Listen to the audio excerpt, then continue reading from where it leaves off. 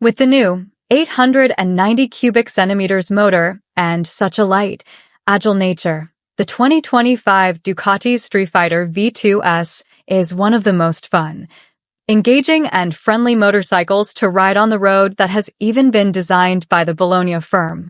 Essentially, they have widened the gap between their Streetfighter models, whereas before, both the V2 and V4 models were relatively close in terms of performance and their focused ethos. The new V2 is set about to road biased and fun, and Ducati have achieved that goal with flying colors. Although it makes far less power than the previous 955 cubic centimeters V2, the new 890 cubic centimeters unit, also used in the Panigale V2, is far more playful and engaging.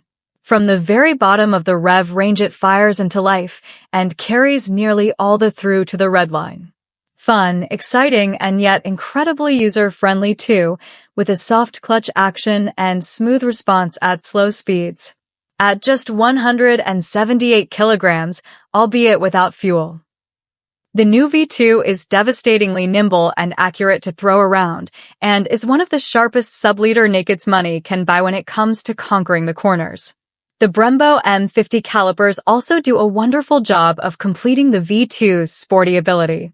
Ducati have adopted a more road-focused ethos for the new Streetfighter V2, and it works a treat.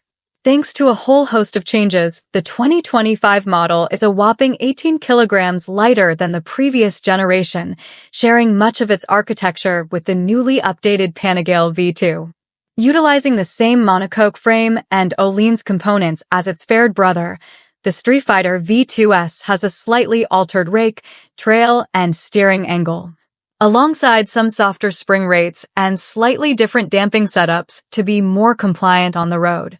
The result is a machine that is devastatingly sharp and accurate, yet not too poised and focused to be over poor surfaces and undulations. The sheer lack of weight makes the new V2 an absolute treat to throw about, with the agility of a supermoto that eats up corners and changes of direction with ease. It's agile, yet not unstable. The riding position has also been altered slightly with wider bars and a different shape tank, which fits perfectly for any frame under 6 foot. If you're much taller than that, it will be a little bit cramped.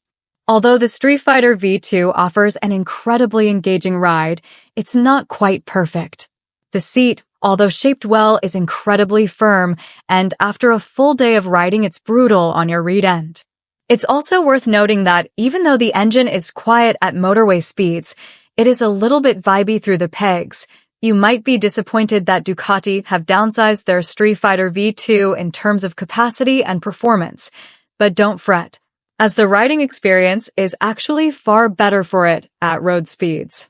At just 54.4 kilograms, 9.5 kilograms less than the previous model. It's impressively small and light too. Although the V2 handles excellently, the is a gem in the new model is just how the motor delivers its power.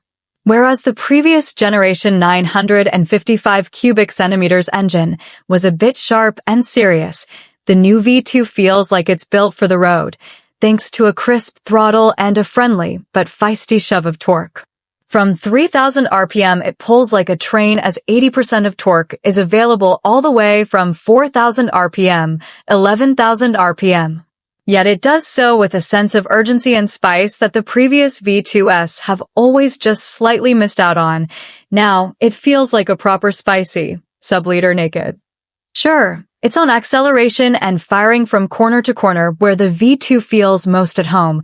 It's also able to perform on the motorway too, sitting at just over 5,000 RPM at 70 miles per hour. That over-square motor has already impressed in this slightly altered Multistrada V2 and worked wonders in the sporty Panigale V2, but it works just as well, if not better, in the naked guise of the Streetfighter. Although the V2 platform is new for 2025, there's nothing to suggest that there are any major issues in terms of reliability. The same goes for the componentry, which is tried and tested from the likes of Brembo, Öhlins, and Bosch.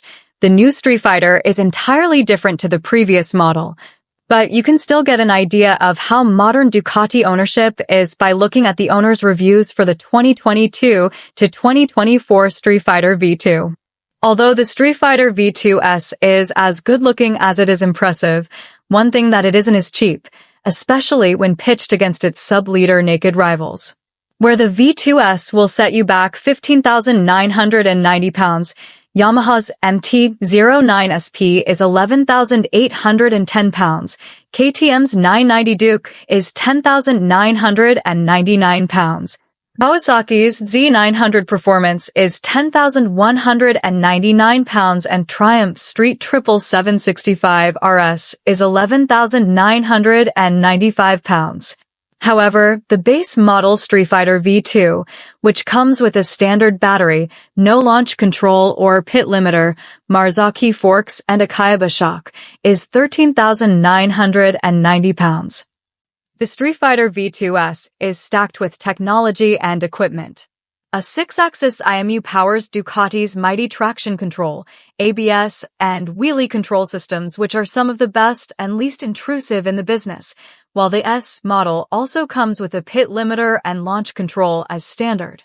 There are 4 rider modes and a new 5-inch TFT dash and switchgear setup, which is not only easy on the eyes in all conditions, but is also incredibly easy to navigate and play with, even on the fly, although its rider aids are incredible. The quickshifter has been set for a softer road riding style, and because of that it's not as sharp on fast up and down shifts too, while it also loses the ability to shift down while on the throttle, which is handy for dropping a cog for an overtake. The launch control isn't particularly scintillating to use, while the one gripe with those new, easy-to-use switchgears comes in the form of the cruise control button, which is located to high up to adjust without moving your hand quite a distance. And that's after you've had to pay an additional cost for the software to run it, along with the heated grips.